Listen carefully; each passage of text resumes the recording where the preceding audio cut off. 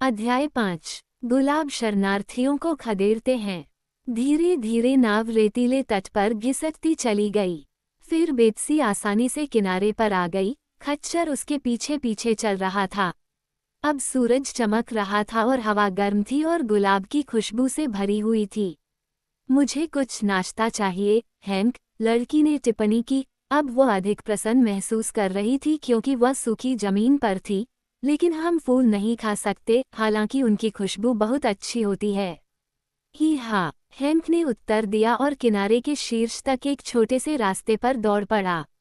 बेत्सी ने उसका पीछा किया और उस ऊंचाई से अपने चारों ओर देखा। थोड़ी दूर पर एक शानदार बड़ा ग्रीन हाउस खड़ा था, जिसके हजारों क्रिस्टल शीशे सूरज की रोशनी में चमक रहे थे। 43। आसपास कहीं ना कहीं लोग तो होंगे ही, बेत्सी ने सोच विचार कर कहा, माली या कोई और। चलो चलते हैं, हैंक। मुझे हर मिनट भूख बढ़ती जा रही है। इसलिए वे बड़े ग्रीन हाउस की ओर चल पड़े और बिना किसी से मिले ही उसके प्रवेश द्वार पर पहुंच गए। एक दरवाज़ा खुला हुआ था, इसलिए हैंक पहले अंदर गया, ये सोचकर कि अगर कोई खतरा है तो वो पीछे हट सकता है और अपने साथी को चेतावनी दे सकता है। लेकिन बेत्सी उसके पीछे पीछे थी और जैसे ही वह अंदर गई, वो उस अद्भुत दृश्य को देखकर आश्चर्यचकित हो गई जो उसने देखा। ग्रीनहाउस शानदार गुलाब की झाड़ियों से भरा हुआ था, जो सभी बड़े गमलों में उग रहे थे। प्रत्येक झाड़ी के मध्य तने पर एक शानदार गुलाब खिल रहा था, जो बहुत ही सुंदर रंगों और स्वादिष्ट खुशबू वाला था, और प्रत्येक गुलाब के केंद्र में एक प्यारी लड़की का चेहरा था। जैसे ही बेत्सी और हैंक अंदर दाखिल हुए, गुलाबों के सिर झुके हुए थे और उनकी पलकें नींद में बंद थीं, लेकिन खच्चर इतना हैरान था कि उसने जोर से ईहा कहा और उसकी कर्कश आवाज की ध्वनि से गुलाब की पत्तियां फड़फड़ा उठीं। गुलाबों ने अपने सिर उठाए और सैकड़ों चौंकी हुई आंखें तुरंत घुसपैठियों पर टिक गईं। मैं आपसे क्षमा चाहती हूँ, बेत्सी ने शर्मिंदगी और उलझन के साथ हकलाते हुए कहा। गुलाबों ने एक तरह से आह भरते हुए कोरस में चिल्लाया, और उनमें से एक ने कहा, क्या भयानक शोर है। क्यों, वो तो केवल हैंक था, बेत्सी ने कहा, और मानो ये साबित करना चाह रही हो। 44। उसके शब्दों की सच्चाई को समझते हुए खच्चर ने फिर से ऊंची आवाज में कहा कि हाँ। इस पर सभी गुलाब अपनी अपनी डंडियों पर मुड़ गए और इस तरह कांपने लगे जैसे कोई उनकी झाड़ियों को हिला रहा हो। एक सुंदर मॉस रोज ने हौंफते हुए कहा, यार, कितना भयानक भयानक। ये बिल्कुल भी भयानक नहीं है, बेत्सी ने कुछ नाराजगी जताते हुए कहा। जब आप हैंक की आवाज की आदी हो जाएंगी तो आपको नींद आ जाएगी। अब रोजेज ने खच्चर को कम भयभीत होकर देखा और उनमें से एक ने पूछा, क्या उस जंगली जानवर का नाम हैंक है? हाँ, हैंक मेरा साथी है, वफादार और सच्चा, लड़की ने जवाब दिया, अपनी बाहें छोटे खच्चर की गर्दन के चारों ओर लपेटते हुए और उसे कसकर गले लगाते हुए। क्या तुम नहीं हो, हैंक? हैंक जवाब में केवल इतना ही कह सका, ही हाओ, और उसकी चीख सुनकर रोजेस फिर से कांप उठीं। कृपया चले जाइए, एक ने विनती की। क्या आप नहीं देख सकते कि आप एक हफ्ते की वृद्धि से हमें डरा रहे हैं? चले जाओ, बेत्सी ने कहा। क्यों, हमारे पास जाने के लिए कोई जगह नहीं है। हम बस बर्बाद हो गए हैं। बर्बाद हो गया? रोजेस ने आश्चर्यचकित स्वर में पूछा।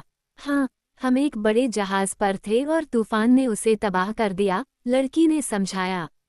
लेकिन हैंक और मैंने एक बेड़ा पकड़ा और किनारे पर तैरते हुए इस जगह पर पहुंचे, और हम थके हुए और भूखे थे। कृपया बताइए ये कौन सा देश है? 45, 46। ये गुलाबों का साम्राज्य है, मॉस रोज ने गर्व से उत्तर दिया, और ये दुर्लभतम और सुंदरतम गुलाबों की खेती के लिए समर्पित है। मुझे इस पर विश्वास है, बेत्सी ने सुंदर फूलों की प्रशंसा करते हुए कहा। लेकिन यहाँ केवल गुलाबों को ही अनुमति है, एक नाजुक चाय गुलाब ने अपनी भौहों को सिकोड़ते हुए कहा, इसलिए आपको यहाँ से चले जाना चाहिए, इससे पहले कि शाही माली आपको ढूंढ ले और आपको वापस समुद्र में फेंक दे। ओह, तो फिर क्या कोई शाही माली है? बेत्सी ने पूछा। सुनिश्चित होना, और क्या वह गुलाब भी है? जवाब मिला, बिल्कुल नहीं, वो एक आदमी है, एक अद्भुत आदमी। खैर, मैं किसी आदमी से नहीं डरती, लड़की ने राहत भरी आवाज में कहा, और जब वह बोल रही थी तब शाही माली ग्रीनहाउस में आ गया। उसके एक हाथ में कुदाल चलाने वाला कांटा और दूसरे हाथ में पानी का बर्तन था। वो एक मजेदार छोटा आदमी था, गुलाबी रंग की पोशाक पहने हुए, घुटनों और कोहनी पर रिबन और बालों में रिबन का गुच्छा था। उसकी आंखें छोटी और चमकीली थीं, उसकी नाक तीखी थी और उसका चेहरा सिकुड़ा हुआ और गहरी रेखाओं वाला था।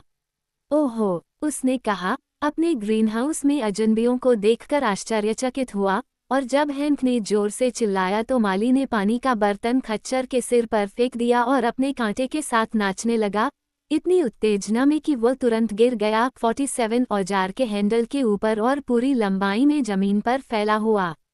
बेत्सी ने हंसते हुए हांक के सिर से पानी का बर्तन हटा दिया।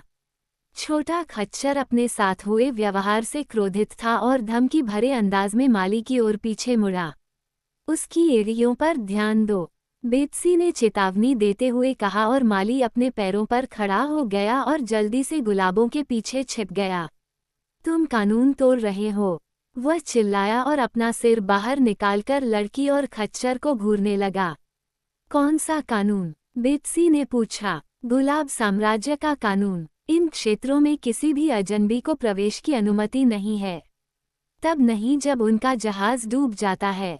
उसने पूछा। कानून जहाज के डूबने को छोड़कर कुछ नहीं करता, शाही माली ने उत्तर दिया, और वह कुछ और कहने ही वाला था कि अचानक कांच टूटने की आवाज हुई और एक आदमी ग्रीनहाउस की छत से लुढ़कता हुआ आया और जमीन पर गिर पड़ा।